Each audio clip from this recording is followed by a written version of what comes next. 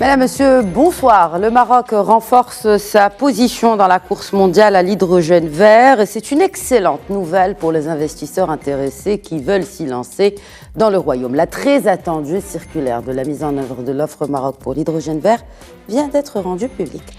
Alors pour contextualiser, le 22 novembre 2022, Sa Majesté le roi Mohamed VI, présidant une réunion de travail consacrée aux énergies renouvelables, avait ordonné l'élaboration d'une offre Maroc opérationnelle et incitative couvrant l'ensemble de la chaîne de valeur de la filiale ou de la filière de l'hydrogène vert. Il est question de vitesse aussi et d'accélérer le rythme puisque la course mondiale vers le green hydrogène est déjà effrénée. Du coup, en application des hautes instructions royales, une première réunion s'est tenue le 5 septembre dernier, présidée par le chef du gouvernement, une sorte de point de départ pour capitaliser sur les atouts et autres données du Maroc dans la mise en œuvre des projets d'hydrogène vert. Et 6 mois plus tard, donc cette semaine, la circulaire de la mise en œuvre voit le jour, une véritable feuille de route avec du concret, comme ce million d'hectares de foncier spécialement dédiés à la filière à terme. Infrastructures multidimensionnelles et autres mesures incitatives qui couvrent l'ensemble de la chaîne de valeur de la filière de l'hydrogène vert en amont, mais aussi dans l'aval. On verra un peu plus tard, donc dans le détail, de quoi il s'agit. Pour piloter tout cela, un comité de pilotage donc, composé de 9 départements et présidé par le chef du gouvernement, verra également le jour. Ce comité sera aussi assisté par un comité d'investissement hydrogène vert. Alors de quoi s'agit-il? Et pour comprendre cette nouvelle dynamique mise en place, je reçois le directeur général d'investissement et du climat des affaires relevant du ministère de l'investissement, de la convergence et de l'évaluation des politiques publiques. Rali Srali, bonsoir et bienvenue. Bonsoir, Baraka Ramadan. Lina Walik, merci beaucoup. Également avec nous, en fait, sur ce plateau, nous avons la chance aujourd'hui d'avoir vraiment les principaux acteurs et les principales parties prenantes. Pour représenter le Mazen, la membre du comité exécutif de Mazen, Fatima Hamdouche, bonsoir et bienvenue à vous également. Bonsoir, merci. Et pour représenter le ministère de la Transition énergétique et du Développement durable, Mohamed Ahmed, bonsoir. Bonsoir madame. Bienvenue à vous également. Merci beaucoup. Et nous avons aussi avec nous le cluster Green Hydrogène. C'est un membre aussi du comité exécutif du cluster Green Hydrogène, Ali Khan Qassam. Bonsoir et bienvenue à vous également. Bonsoir. Je rappelle juste que justement le cluster Green Hydrogène a été lancé à l'initiative de l'Institut de recherche en énergie solaire et énergie nouvelle et c'est justement une sorte de, comme son nom l'indique, de cluster qui réunit les industriels, mais aussi les académiciens, les chercheurs. Bref, pour justement l'émergence d'un écosystème national de l'hydrogène vert. On verra plus tard qu'est-ce qu'un écosystème national de l'hydrogène vert. Mais avant, on parle d'hydrogène vert. Alors, il faut savoir que cette technologie est nouvelle. C'est pour ça qu'on va commencer par un premier tour de table pour d'abord définir ce que c'est. C'est une énergie qui est produite par l'électrolyse. Alors, d'abord, qu'est-ce que c'est que l'hydrogène vert? Pourquoi consommer de l'énergie verte pour tout simplement produire une autre sorte d'énergie verte? Messieurs, madame? Je peux. Allez-y, Rali Srali, je vous en prie. Pour commencer, simplifions peut-être les choses. L'hydrogène vert est un gaz combustible, de manière assez simple. C'est comme le butane qu'on a dans toutes nos cuisines, etc. C'est un gaz qui permet d'allumer un feu et de générer de l'énergie. Maintenant, la spécificité de l'hydrogène, c'est comment le produire. L'hydrogène est contenu, c'est un des gaz les plus présents dans l'univers et dans notre planète, et il est surtout présent dans l'eau, et dans l'eau de mer. H2O, donc c'est de là d'où vient H2. Maintenant, il faut apporter de l'énergie pour casser cette molécule et récupérer l'hydrogène.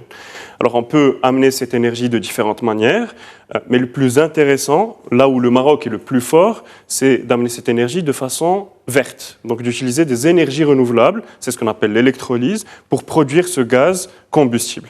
À partir de là, une fois qu'on a ce gaz peut remplacer le gaz naturel, qui lui est une énergie fossile, pour produire des produits industriels, des produits agricoles, etc., verts. Et donc, c'est de là d'où vient, disons, l'expression énergie verte. Maintenant, les applications sont beaucoup plus nombreuses et on peut aller vraiment dans la décarbonation des économies grâce à cet hydrogène. Et notamment industriel. Notamment industriel. Très bien. Peut-être quelque chose à ajouter, Fatima Hamdouche? Oui, peut-être je pense que ce a tout dit, c'est effectivement une source d'énergie. Donc c'est un gaz qui va permettre d'être utilisé à la fois dans des procédés industriels. Il faut dire aussi que l'hydrogène aujourd'hui est déjà utilisé dans les procédés industriels. Donc la particularité aujourd'hui, c'est de pouvoir remplacer cet hydrogène dans les procédés industriels existants, mais également de le développer au niveau de d'autres secteurs tels que le transport, mais de manière à utiliser un gaz de source renouvelable. Donc toute la nouveauté ou l'innovation aujourd'hui, c'est de produire de l'hydrogène vert, c'est-à-dire que l'électrolyse qui a été évoquée soit générée à travers la production d'une électricité verte, renouvelable, éolienne, solaire, autre. Donc cet amont renouvelable est très important pour produire ce gaz, hydrogène vert, qui est une source d'énergie à la fois pour l'industrie, pour le transport et d'autres secteurs économiques pour lesquels le Maroc souhaite décarboner davantage son impact. Exactement, c'est l'une des ambitions justement pour laquelle nous sommes, enfin en tout cas tous les départements sont mobilisés pour mettre en œuvre justement cette feuille de route. Alors juste avant peut-être Ali Khan Kassam, en tant que cluster, quand on parle d'un écosystème de l'hydrogène vert, est-ce qu'il y a déjà les prémices d'un écosystème qui existe déjà au Maroc, avant le lancement de cette feuille de route? Oui, effectivement. Bon, déjà, rappelons-le, si c'était encore nécessaire, que le Maroc a déjà une histoire et une expérience dans la création d'écosystèmes. Pour ne pas les citer, parlons de l'automobile et de l'aéronautique qui sont des francs succès. Les taux d'intégration industrielle sont croissants chaque année, le taux de création d'emplois également. Donc je dirais l'expérience structurelle est déjà là. Donc le fait de le faire dans un nouveau secteur d'activité est relativement aisé de par notre compétence. Alors, il y a bien sûr des spécificités au secteur, la chaîne de valeur n'est pas la même. On est aussi sur quelque chose de très nouveau par rapport aux deux autres secteurs que je viens de citer. Très nouveau, comment? C'est-à-dire, est-ce qu'on est arrivé à un niveau de maturité dans le monde qui garantisse en tout cas une utilisation de l'électrolyse qui soit optimale? Alors justement, elle est nouvelle à deux échelles. À première échelle, c'est que c'est un écosystème pour une industrie qui fonctionne H24. Donc on n'est pas sur un système de production, de chaîne de production classique qui s'arrête à une certaine heure. Et là, on est sur des procédés continus qui vont fonctionner en temps continu à tout moment. La deuxième nouveauté, c'est que c'est effectivement un secteur émergent pour le monde entier. Donc il y a une notion de nouveauté, une notion d'apprentissage qu'il faut intégrer et croître avec le marché en même temps que tout le monde.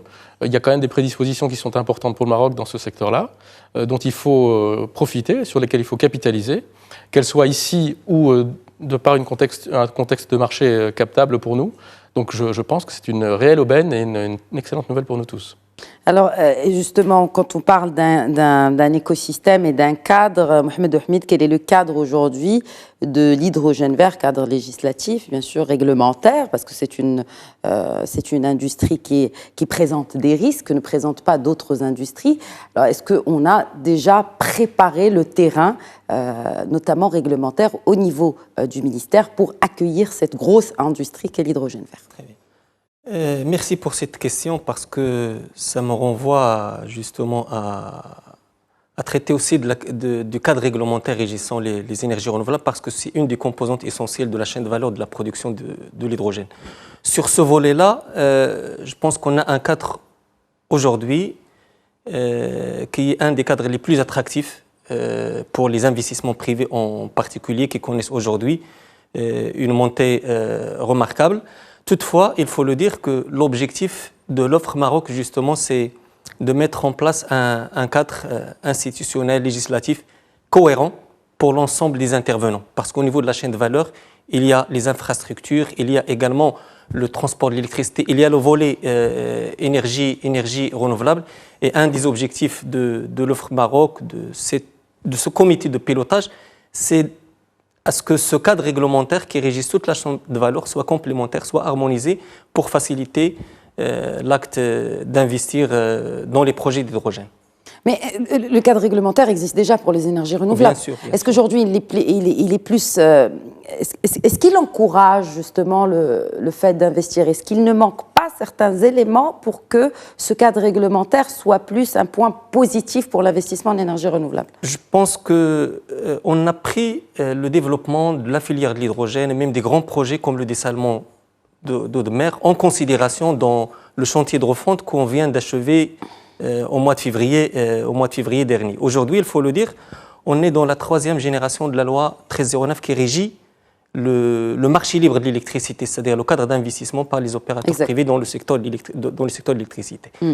Je donne un exemple très simple. Aujourd'hui, on a changé d'échelle en termes de développement de projets d'énergie renouvelable. On est passé de centaines de mégawatts à des gigawatts. Et pour ces projets-là, parfois, le système électrique nécessite une grande capacité d'accueil pour qu'il soit intégré. Aujourd'hui, le cadre législatif, il offre la possibilité aux développeurs privés de faire des lignes directes sans passer par le réseau électrique.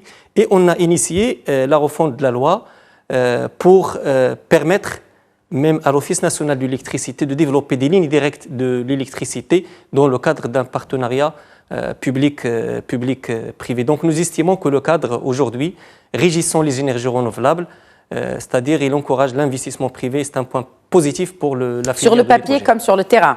Sur le papier comme sur le terrain. Donc, même s'il y a certains décrets d'application qui manquent? Non, ça ne manque pas. Donc ils sont en phase d'approbation. En phase d'approbation et de validation. Au contraire, nous estimons que c'est pour la première fois que les textes d'application d'une loi sur le secteur de l'énergie, la loi a été publiée au mois de février dernier, et les textes d'application ont été partagés, discutés et en phase finale d'approbation avec les autorités signataires. Parce qu'il y a beaucoup d'intervenants, n'est-ce pas? Il y a beaucoup d'intervenants et c'est un point très positif parce que même les décrets qu'on a préparés, ils ont suscité beaucoup d'interactions de la part surtout de la profession privée qui ont contribué à l'amélioration du cadre actuel. Donc c'est une approche aussi participative. Voilà. Bon, alors en parlant d'approche participative justement, une nouvelle feuille de route, Made in Maroc donc, ou en tout cas pour l'offre Maroc. Selon quel benchmark cette feuille de route a été mise en place et pensée? Qu'est-ce que cette feuille de route? Ralis Khali. Alors, en termes de benchmark, bien entendu, on a vu ce qui se faisait dans d'autres pays, proches de nous et moins proches de nous.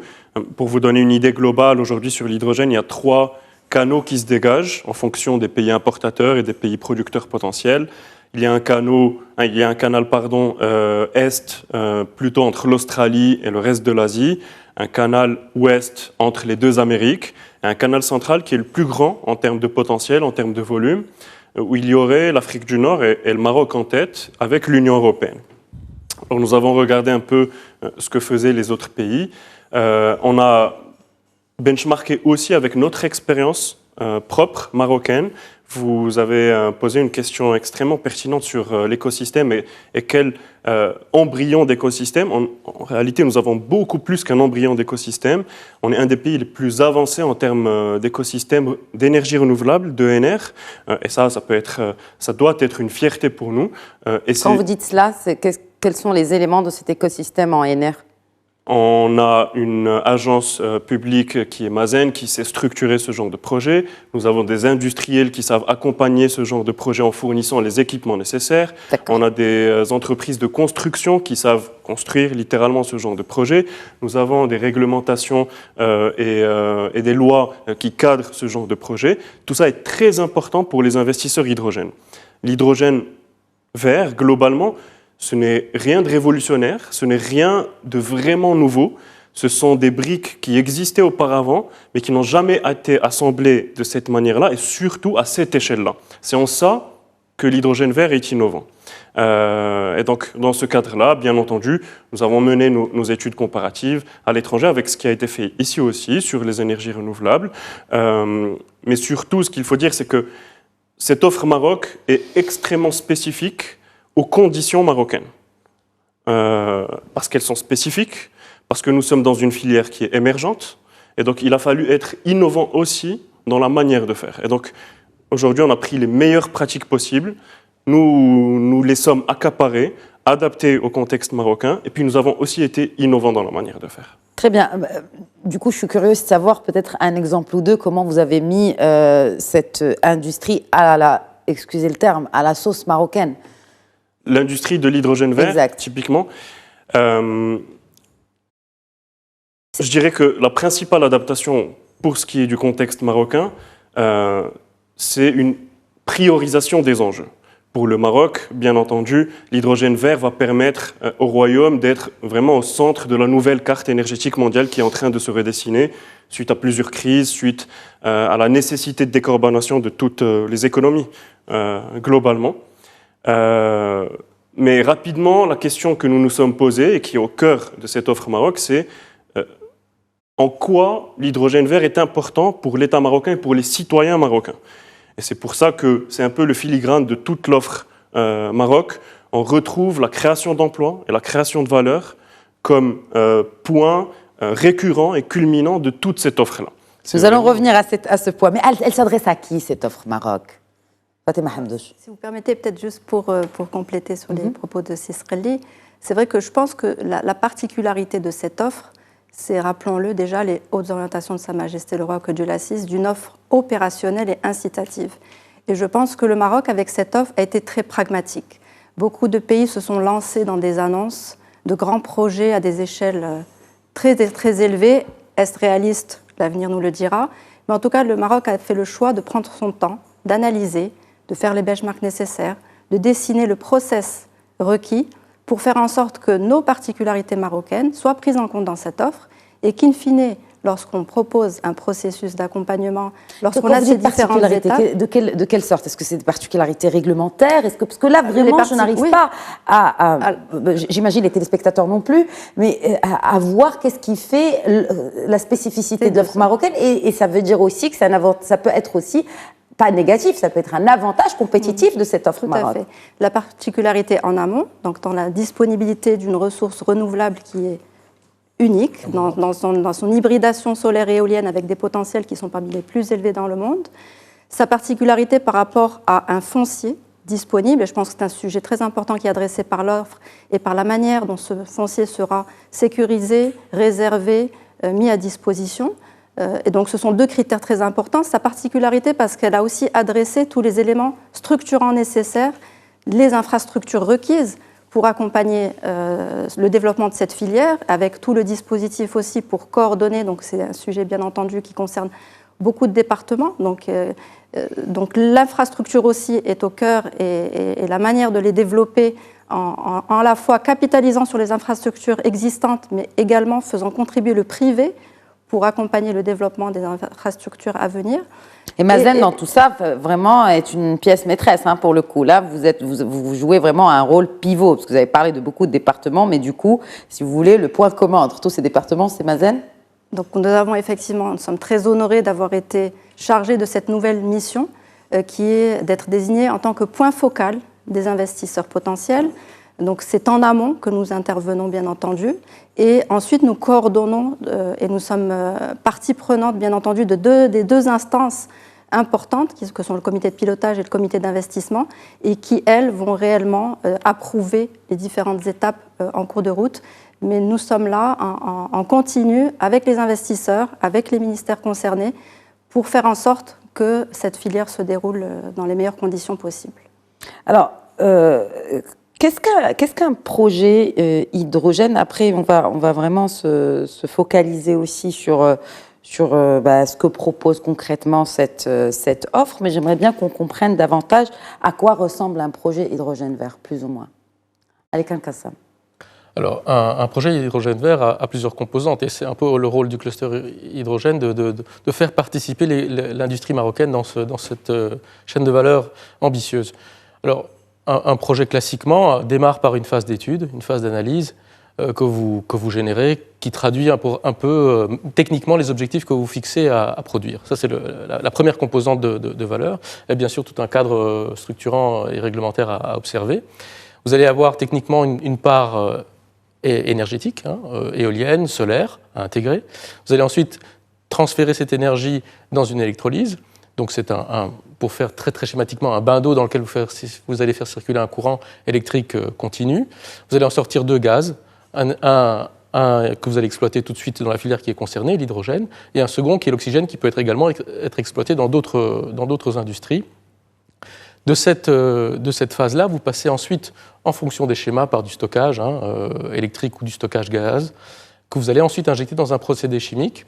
Pour parler d'un des dérivés importants du pays, c'est l'ammoniac. Donc vous allez transférer cet hydrogène par un procédé qu'on appelle la Burbosch dans ce cycle-là pour obtenir de l'ammoniac in fine en bout de cycle. Donc ça, je dirais, ce sont tous les éléments dans lesquels on intervient pour produire l'hydrogène et un de ses dérivés. Il y a bien sûr d'autres dérivés, comme le méthanol, qui nécessite à son tour, lui, un atome additionnel qui est le carbone. Et puis vous avez tous les autres produits, notamment les e-fuels, qui peuvent servir l'industrie aéronautique, et puis bien sûr l'hydrogène en tant que carburant lui-même. Je vous ai posé la question parce que justement le cluster a lancé une étude qui vise justement à analyser l'écosystème. On ne l'a toujours pas publié, pas les encore, résultats, effectivement. Pas encore. Mais en tout cas, on peut comprendre qu'il y a un avantage compétitif de comprendre de ce que vous avez évoqué tout de suite, c'est l'ammoniac au vu des phosphates. Oui, donc ça c'est la bonne nouvelle. Vous en connaissez un chapitre, n'est-ce pas, Rallis Relay? Effectivement, ça c'est l'avantage direct, un des avantages de la spécificité marocaine, c'est qu'il y a un client captif qui est complètement intégré dans cette chaîne de valeur. Je rajoute aussi parmi les points forts du Maroc, c'est son tissu industriel et ses hommes et ses femmes. Il y a quand même au Maroc une capacité à intégrer rapidement des nouveaux développements. Quand nous voyons au sein du cluster toute l'émulation qu'il y a autour de cette filière, elle est quand même fortement remarquable. Le cluster en lui-même est relativement jeune, on compte à peu près une centaine d'adhérents. Plus de la moitié, pour ne pas dire 80%, sont des entreprises qui sont demandeuses d'apprendre, de comprendre, et aussi simple que ça puisse paraître, beaucoup d'éléments de cette chaîne de valeur sont déjà présents dans l'économie marocaine. Donc il n'y a plus qu'à, entre guillemets, permettre et donner les moyens à ces entreprises d'intégrer cette filière. Mais la demande est là. En tout cas, la demande a précédé l'offre, si on peut peut-être le formuler ainsi. Est-ce que la demande était là bien avant l'offre Maroc? Oui, bien sûr, Mohamed. Moi, je voudrais tout d'abord, avant de répondre à cette question, si vous permettez de revenir à la question de tout à l'heure qui était très pertinente, la particularité de l'offre Maroc. Vous avez cité au début de la mission qu'il y a une course aujourd'hui vers l'hydrogène. Mais la particularité justement du Maroc dans cette course, c'est de réfléchir à mettre en place une offre Maroc. Parce que quand on a commencé à recevoir les premiers projets, on a cru que c'était essentiellement un enjeu d'énergie renouvelable et un enjeu de foncier. Mais par la suite, en discutant avec le développeur, il y a d'autres questions qui se posent, comme c'est des infrastructures. C'est important, bien sûr, c'est important. C'est gros, enfin, ça nécessite sûr, des dizaines ou des milliers d'hectares en tout Exactement, c'est un enjeu majeur. Mais pour optimiser le coût de revient de l'hydrogène, ce n'est pas uniquement le foncier et le coût d'énergie renouvelable, c'est également toute l'infrastructure qui gravite autour de l'hydrogène. Et c'est dans ce sens qu'il y a un travail intense qui a été fait par les pouvoirs publics et de coordination pour mettre en place les bases de cette offre Maroc qui va donner et qui donne aujourd'hui toute la visibilité nécessaire aux investisseurs en termes de process, en termes de foncier mobilisable et qui dispose d'un potentiel important en énergie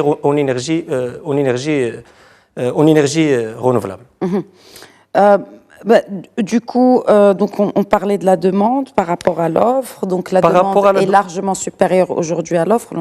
Par rapport à la demande, les études qui ont été faites sur le potentiel de l'hydrogène au Maroc, ils ont ressorti qu'il y a une demande locale, et particulièrement pour la production de l'ammoniac vert, comme engrais pour l'industrie phosphatière marocaine.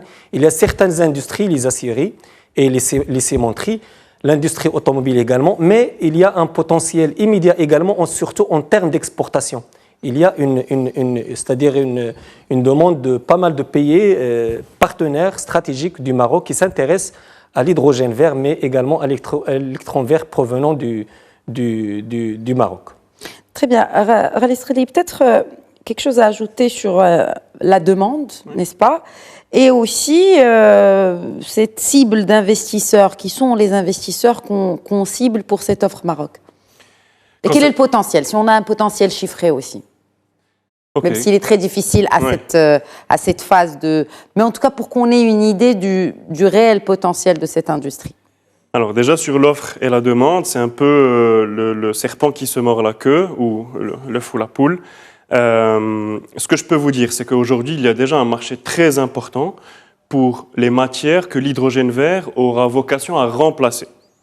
Ça veut dire qu'on ne crée pas un marché de zéro. Il existe aujourd'hui un marché très important de l'ammoniac. OCP est un des principaux importateurs d'ammoniac au monde. Il y a un marché du gaz naturel, il y a un marché de l'acier, etc. Demain, l'hydrogène vert va prendre une part de ces marchés-là, en remplaçant justement et en produisant les mêmes produits, mais verts. Ce qu'il est important de voir, c'est les réglementations des pays potentiellement demandeurs. Okay. L'Union européenne a formulé sa stratégie énergétique, Repower Europe, où elle prévoit d'importer 10 millions de tonnes d'hydrogène d'ici 2030, ce qui est absolument énorme. Cela représente plusieurs dizaines de gigawatts de projets d'hydrogène vert. Au-delà de ça, l'Union européenne a prévu de mettre une taxe carbone à ses frontières d'ici 2026. C'est déjà en cours d'implémentation progressive. Ça finira d'être implémenté d'ici 2026. Ça veut dire que toutes les matières premières, tous les produits finis importés en Union européenne paieront une taxe selon qu'ils soient carbonés ou verts. Ça, c'est vu comme une contrainte par quasiment tous les pays dans le monde. Pour le Maroc, c'est une opportunité majeure. On est l'un des rares pays où l'énergie verte est plus compétitive que l'énergie fossile. C'est extrêmement rare de par le monde. Et donc, avec ces réglementations sur l'hydrogène vert, sur la taxe carbone, ça nous donne une force extrêmement importante pour exporter vers l'Union européenne et vers d'autres pays qui adoptent les mêmes réglementations. Maintenant, sur les investisseurs que l'on adresse. Parce qu'il y a beaucoup d'incitations pour ces investisseurs. Ils sont choyés. Ils sont choyés. La charte arrive avec ses effets et c'est quelque chose qui a été prévu au moment même de sa conception. L'hydrogène vert était dans toutes les têtes au moment où on discutait du texte, etc. Les investisseurs, nous avons eu beaucoup de mal pour les convaincre il y a plus de 2 ans de l'intérêt de l'hydrogène vert. Aujourd'hui, on a un peu de mal à gérer tous les investisseurs qui viennent toquer à la porte Maroc pour produire de l'hydrogène vert. Il y a beaucoup d'intérêts, près d'une centaine d'investisseurs qui ont exprimé un intérêt, plus ou moins avancé bien sûr. Bon, vous imaginez bien que parmi 100 investisseurs, il y a un peu de tout. Il y a des grandes entreprises, des plus petites, certains qui sont experts dans la génération d'énergie renouvelable, d'autres plutôt dans l'industrie chimique, d'autres des financiers, etc. Il y a vraiment toutes les typologies possibles. Mais ce qu'il est important de dire, c'est qu'il y a des investisseurs étrangers, mais il y a aussi des investisseurs nationaux. Et ça, c'est quelque chose de très important que nous poussons aussi également, que le capital marocain participe à cela. La dernière question que vous m'avez justement, posée, je parlais du potentiel. Exactement. Et des incitations, parce qu'il y a des incitations douanières, il y a des incitations fiscales, il y a des incitations foncières. Oui, exactement. Alors déjà, sur le potentiel, je pourrais vous donner le chiffre total en gigawatts, en milliards de dollars que représente cette centaine d'investisseurs. Parce que j'ai trouvé des chiffres, mais ça reste quand même dans le flou, quoi. Il n'y a pas de... Je préférais rester prudent. Oui. Parce qu'il est certain que sans investissement, ne se réaliseront pas tous.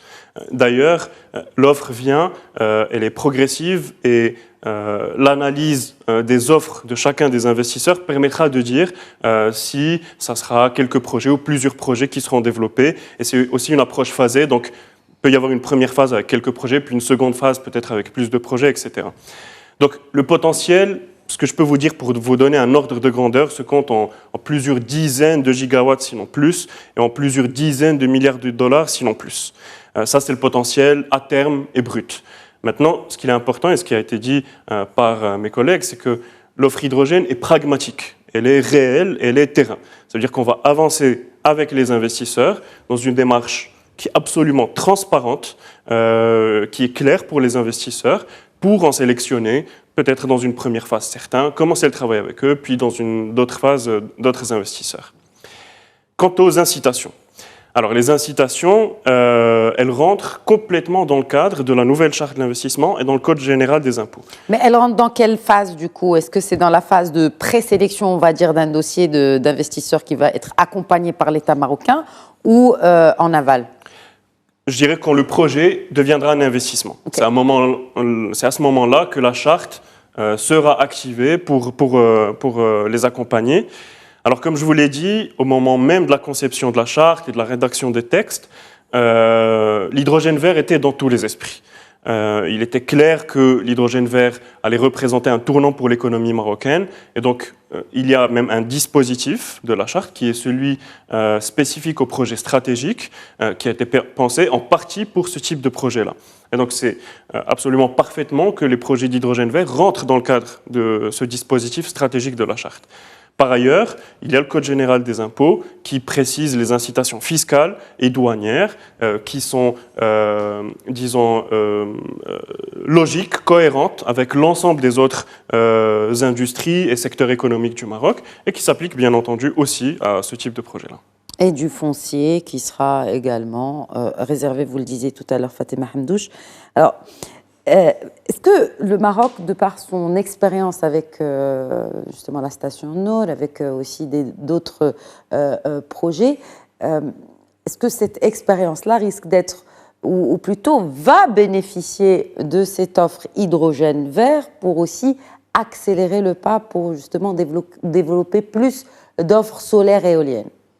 Enfin, c'est aussi un peu le serpent qui se mord la queue, n'est-ce pas? Alors, clairement, je pense qu'effectivement, si la proposition que Mazen soit point focal est clairement liée à son statut, son expertise et son expérience dans le développement des premiers projets solaires et des projets éoliens, tant sur le plan technique que le plan juridique, financier. Donc c'est toute vraiment la structuration de grands projets d'infrastructures énergétiques renouvelables et ça sera nécessairement mis à profit, cette expertise mise à profit donc de notre intervention en tant que point focal dans le cadre de l'évaluation notamment de ces premières offres. Donc l'expérience renouvelable Mazen va définitivement servir cette filière et bien entendu le développement de cette filière générera davantage de projets renouvelables, solaires, éoliens qui seront bien entendu à la fois déployés par Mazen mais surtout par le privé à travers notamment la 1309 et l'ensemble des dispositifs qui sont aujourd'hui disponibles. Est-ce que des projets qui sont déjà existants et qui voudraient peut-être une expansion vers l'hydrogène vert, est-ce qu'ils sont concernés par ces mesures incitatives ou il faut qu'ils commencent de scratch?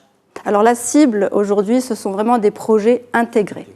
Donc c'est des projets qui à la fois ont prévu tout le process que décrivait tout à l'heure mon collègue, donc l'amont qui est la production de l'électricité renouvelable, la production de l'hydrogène vert et sa transformation dans les dérivés en fonction de l'acheteur, de la demande qui sera là pour le projet donné. Donc ce sont vraiment des projets intégrés de bout en bout qui sont éligibles à l'offre Maroc. Et en cela, donc je pense qu'il y a déjà, comme l'évoquait tout à l'heure, un certain nombre de projets qui ont été déjà soumis. Les intérêts sont déjà là, donc c'est déjà une première liste qui sera évaluée. Mais ce sont des projets intégrés nécessaires. Et quand on parle de projets intégrés, d'infrastructures, on parle d'infrastructures nécessaires. Quelles sortes d'infrastructures sont nécessaires au développement de cette filière? Est-ce qu'il s'agit juste de stations, de photovoltaïques ou d'autres, ou d'éoliennes? De quoi il s'agit? Donc il y a effectivement la partie électricité renouvelable. Donc pour ça, il y a besoin de projets solaires, éoliens ou même hybrides, solaires et éoliens potentiellement, puisque ce sont des ressources qui se combinent et qui permettent de gérer aussi cette intermittence dont on a parlé. Donc il y a ces infrastructures énergétiques. Il y a toute la partie infrastructure, donc l'électrolyseur, la partie, on va dire, de production de l'hydrogène vert. Et puis ensuite, une fois qu'on a l'hydrogène ou son dérivé, il faut le transporter. Donc toutes les infrastructures, que ce soit à travers des gazoducs ou à travers des ports, si on est dans une logique d'export. Donc ce sont également des infrastructures clés pour pouvoir aller jusqu'au bout de la filière et de l'acheminer jusqu'au client final. Parce que vous faites bien de le rappeler, ça a été dit un peu plus tôt, cette production, elle est destinée d'abord pour le marché national et ensuite à l'export et où les deux se valent. Alors, Ali Kassam, je ne peux pas m'empêcher de penser, est-ce que là, on est en train de parler que de gros projets et que finalement, il n'y a pas de demi-mesure. Quand on parle d'hydrogène vert, ce que des dizaines de milliers d'hectares et des dizaines de milliards d'euros en investissement, où on peut envisager aussi des acteurs dans cet écosystème-là à une plus petite échelle. Oui. Alors, j'aimerais d'abord rappeler une chose, c'est que c'est quand même une opportunité extraordinaire pour le Maroc de rentrer sur un marché de l'énergie dans lequel il ne participe pas au départ, en tout cas pas dans cette étendue-là. Donc, voyons déjà l'opportunité que cela représente. C'est des très grands chiffres, c'est un très grand nombre d'emplois, effectivement. C'est beaucoup de compétences, c'est beaucoup de choses qu'il faut imbriquer. Et nécessairement, s'il y a des gros montants, il y a toute une cascade d'opportunités pour les entreprises marocaines. D'où, je pense, aussi l'intérêt d'avoir des incitations fiscales aussi importantes, d'investissement aussi. C'est justement pour permettre aussi aux entreprises marocaines de pouvoir y participer. D'ailleurs, le cluster en accueille régulièrement, qui sont à la demande et qui sont à l'écoute de ce type de besoins, en matériaux, en fabrication de certains matériaux, en fabrication de certains types de pièces. Un peu comme l'écosystème auto, vous en avez parlé tout à l'heure, où le taux d'intégration finalement, et quand on voit qu'il y a il y a de plus en plus, enfin ce taux d'intégration il est en train de grandir, parce que justement il y a des entreprises qui s'occupent de tout. Est-ce que ça va être du verre ou d'autres matériaux qui vont dans la composition des voitures? C'est ce que je disais tout à l'heure, c'est qu'il faut essayer peut-être de démystifier tout ça.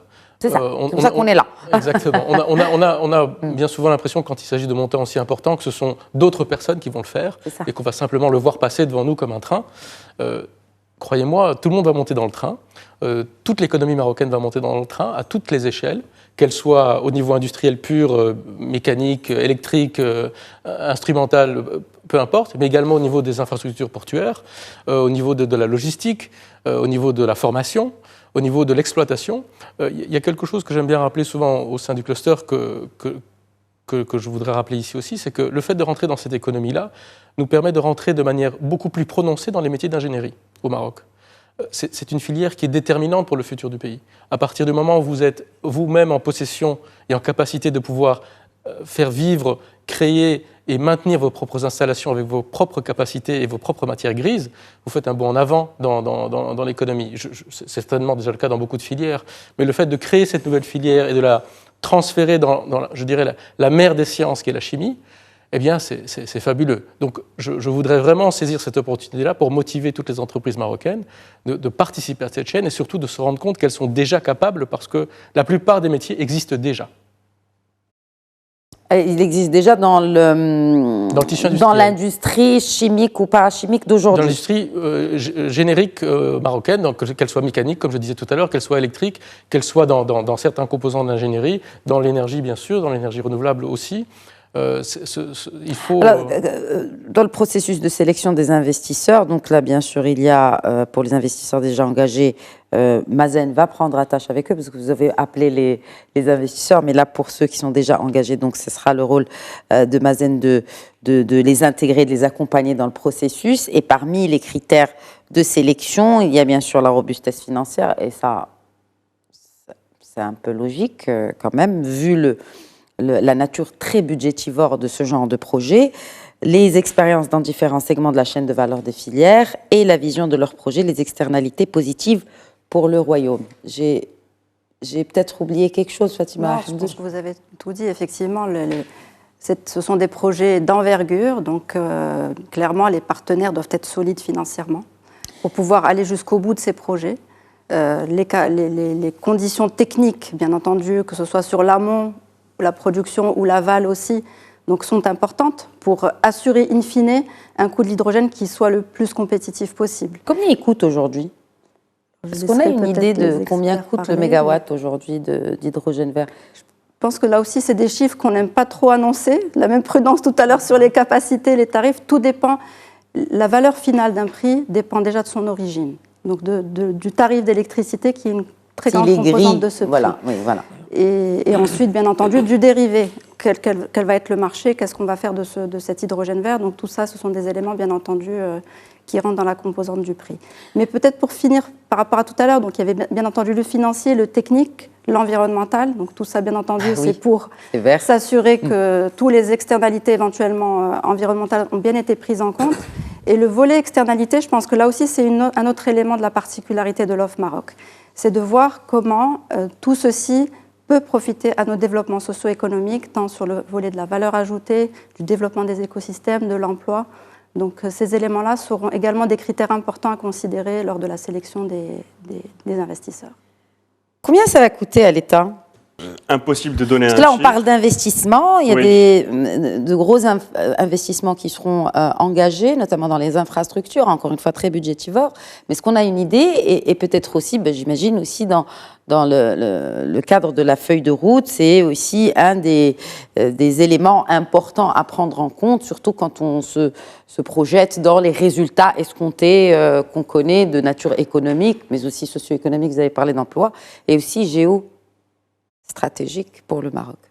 Alors, clairement, lorsque l'on parle de coûts, on parle d'opportunités. Et les opportunités sont là en termes d'emploi, de recettes fiscales, de valeur ajoutée, d'exportation, mais surtout d'intégration industrielle.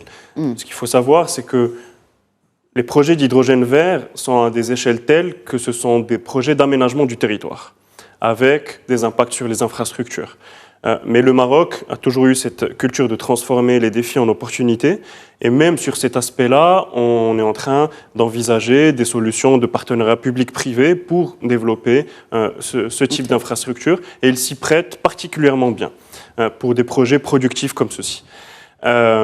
Juste pour revenir sur la partie intégration industrielle, ce genre de projets, ce sont des projets d'aménagement du territoire qui, en soi, et ça peut être un petit peu surprenant, ne génèrent pas tant d'emplois que ça, surtout au vu des montants d'investissement qu'ils mobilisent. C'est pour ça que, dans les critères, lorsqu'on parle d'externalités positives pour le Maroc, l'intégration industrielle est clé.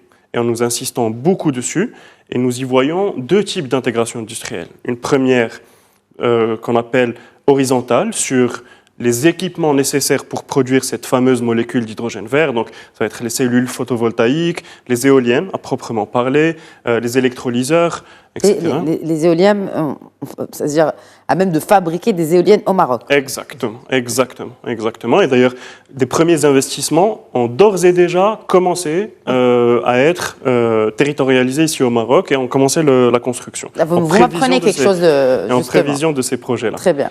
Anador notamment. Okay. La deuxième intégration industrielle que l'on veut, et là vous parliez de manière tout à fait à raison sur le marché domestique, il y a OCP qui a un besoin important en termes d'ammoniac, mais demain ce qu'on veut c'est qu'il y ait d'autres verticales, qu'il y ait de l'acier vert. Et aujourd'hui on a déjà des acteurs de l'acier au Maroc qui font de l'acier vert et qui l'exportent vers l'Europe. Demain, nous voudrions que cette industrie soit beaucoup plus grande que cela. Il y a d'autres verticales, l'industrie chimique, etc., que nous préférons amener ici au Maroc, qui, elles, génèrent des emplois, plutôt que d'exporter nos molécules vers les pays européens ou autres, qui, elles, vont le consommer.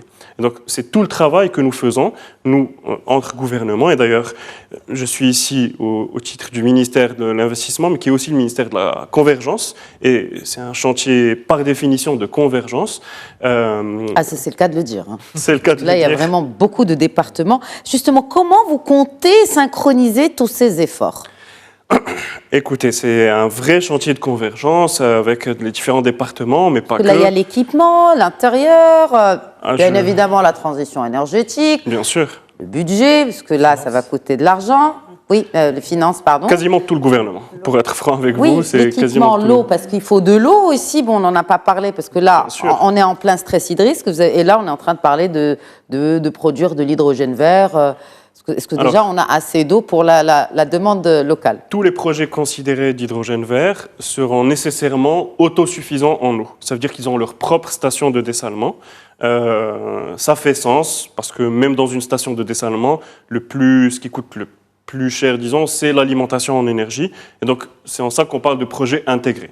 C'est-à-dire qu'à partir de la même génération électrique, on alimentera les électrolyseurs pour produire de l'hydrogène, mais aussi les stations de dessalement pour avoir de l'eau purifiée. Oui, vous avez absolument raison, c'est un chantier de convergence. De par les échelles qui sont évoquées, de par la transversalité sectorielle de ce type de projet-là, nécessairement, il y a quasiment tout le gouvernement qui est impliqué, mais pas que. Il y a aussi les entreprises et établissements publics, le secteur privé, qui est impliqué aujourd'hui, qui a été impliqué en amont, mais qui le sera encore plus maintenant dans l'implémentation. Et quel est le rôle du ministère de la Transition énergétique dans cette implémentation, Mohamed Hamid? Très bien. Donc, en fait, le ministère il est interpellé directement par un certain nombre de composantes, et particulièrement la mise à niveau du système électrique. Parce que, il faut le dire, comme je l'ai dit tout à l'heure d'ailleurs, il s'agit de grands projets dont l'intégration dans le système électrique national nécessite des investissements importants pour le développement du réseau et du système électrique. Déjà, l'effort en termes de développement du réseau a été, c'est-à-dire renforcé, mais nous estimons que compte tenu c'est-à-dire de l'ampleur des demandes en termes de développement d'énergie renouvelable, mais également de l'hydrogène vert, ces investissements devront être renforcés davantage. Et c'est dans ce sens, d'ailleurs, que j'ai précisé tout à l'heure qu'il y a une refonte qui est déjà initiée pour permettre aux opérateurs privés, justement, de développer des lignes ou les réseaux électriques à côté de l'opérateur système qui est l'Office national de l'électricité. Il y a un autre volet également, c'est l'infrastructure de transport et de stockage. Aujourd'hui, nous disposons d'une infrastructure gazière. On a un gazoduc qui nous relie avec l'Europe. On a également des infrastructures gazières au niveau national qui relient un certain nombre de gisements, même avec des ports. Et on a intérêt à ce que ces infrastructures servent, c'est-à-dire pour le transport de l'hydrogène, moyennant parfois certaines transformations, mais également il faut en tenir compte pour c'est-à-dire les projets de gazoducs programmés à l'avenir, notamment au niveau de la dorsale atlantique. Et là, vous faites allusion au gazoduc Nigeria-Maroc. Hein? Oui. Voilà, c'est ça, de cette façade atlantique. C'est-à-dire, en fait, in fine, cette offre Maroc ne concerne pas que le Maroc, mais elle concerne tout le continent africain. C'est-à-dire qu'elle a des extensions continentales. Un mot là-dessus, justement, Alikan Qassam. Parce que là, c'est l'un des grands défis du continent, c'est l'électrification. Et peut-être un mot sur ça, ou un mot tout simplement sur cette feuille de route, pour clore le débat. Et je passerai la parole aussi à Fatima Hamdouche de Mazen. Effectivement, donc, dans toute opportunité de cette taille-là, il y a inévitablement des extensions qui vont se créer, des nouvelles opportunités qui vont se créer pour des marchés plus régionaux. Donc le fait d'étendre notre réseau électrique, notre électrification dans des régions avec beaucoup de densité, beaucoup d'industrie, va nécessairement nous connecter aussi à des pays voisins, à des besoins voisins, et renforcer cette intégration. Je pense que de toute façon, ça s'inscrit pleinement dans la volonté royale de Sa Majesté de placer le Maroc comme un pays focal et un point de liaison avec le reste des continents. Donc ça s'intégrera, je pense, facilement, bon, avec beaucoup d'efforts bien évidemment, mais naturellement plutôt. Exact. Un dernier mot, Fatima Hamdouche, sur la prochaine étape justement de cette feuille de route. La prochaine étape, il y a un des éléments d'ailleurs qui fait partie des missions, c'est déjà de communiquer. Donc merci déjà pour cette première émission qui a permis en tout cas d'adresser ce sujet dès le lendemain ou sur le lendemain de sa publication, de pouvoir attirer un maximum d'investisseurs, donc pour pouvoir faire vivre cette offre. C'est Mazen qui va s'occuper d'attirer aussi des investisseurs? Alors, on a effectivement la responsabilité de communiquer et d'accompagner. Donc, bien entendu, avec l'appui des différents départements, parties prenantes. Voilà, l'objectif, c'est bien entendu d'avoir ces investisseurs qui soient là, qui puissent présenter leur dossier, et puis qu'on s'attelle à l'évaluation et puis à la différentes analyses, études qui seront nécessaires aussi pour la mise à niveau des différentes infrastructures qui ont été évoquées. Donc voilà, le champ est large. Le champ est large, mais est-ce qu'on a déjà une idée sur la date de la première installation qu'on verra marocaine, de l'hydrogène vert made in Maroc? En tout cas, on a une première échéance qu'on devra se tenir. C'est les premiers contrats de fonciers qui devront voir le jour avant le 3e trimestre de cette année même. Donc ça nous laisse quelques mois pour pouvoir concrétiser ce premier jalon. Exact, à la fin du 1er trimestre. Donc là, il reste quoi de trimestre? 3e trimestre, voilà. Donc d'ici septembre, Inch'Allah. Inch'Allah. Un dernier mot, Rally Srli. Ce sur quoi j'aimerais insister auprès de vous et auprès de tous les téléspectateurs, c'est vraiment l'opportunité que représente cette nouvelle filière hydrogène vert pour le Maroc. C'est potentiellement un tournant pour notre économie. Et j'aimerais insister aussi sur la position absolument exceptionnelle du Maroc au niveau mondial pour cette filière-là, pour plusieurs raisons. La première, bien entendu, c'est que grâce à la vision éclairée de Sa Majesté le Roi, que Dieu l'assiste, on a déjà un écosystème extrêmement développé des énergies renouvelables, et ça c'est extrêmement apprécié par les investisseurs. Deuxièmement, nous n'avons peut-être pas les meilleures ressources éoliennes, nous n'avons peut-être pas les meilleures ressources solaires au monde, mais je peux vous dire que nous avons la meilleure combinaison des deux, avec de la réserve foncière, et ça c'est d'autant plus vrai dans nos provinces du Sud. Troisièmement, nous avons un capital humain extrêmement important, extrêmement bien formé. Et ça fait partie de cet écosystème que les gens viennent chercher. Tout ça, et enfin je dirais aussi la position géographique, comme je vous l'ai dit, ce canal-là, Maroc positionne à 14 km du plus grand marché actuel et du plus grand marché futur de l'hydrogène vert, qui est l'Union européenne. Tout ça place vraiment le Maroc aujourd'hui au centre de tous les radars énergétiques internationaux et de toutes les cartes énergétiques internationales. Et cette offre permettra justement de transformer l'essai pour amener ce qu'on désire le plus, c'est vraiment des emplois et de la valeur ajoutée pour l'État et pour les citoyens marocains. Nous reviendrons, Inch'Allah, faire le point justement sur ces objectifs-là. Merci beaucoup, Rally Srli, directeur général d'investissement et du climat des affaires, rejoint du ministère de l'Investissement. Merci à vous également, Mohamed Ouahmed, de la direction des énergies renouvelables et de l'efficacité énergétique au ministère de la Transition énergétique et du Développement durable. Merci à vous également, Fatima Hamdouche, membre du comité exécutif de Mazen. Merci d'avoir répondu à mes questions. Et Alikan Kassa, merci. Vous représentiez le cluster Green Hydrogène. Merci d'avoir été avec nous. Merci à vous. Merci à vous, Madame Essam. Merci de nous avoir suivis. Très bonne soirée à tous.